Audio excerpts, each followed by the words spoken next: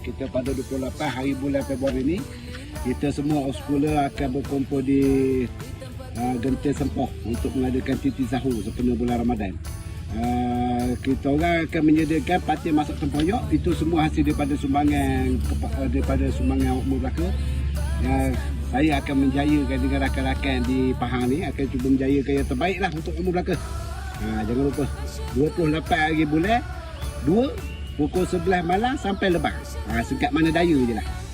Ya. Okey, jangan lupa tu 28 bulan. Okey, assalamualaikum.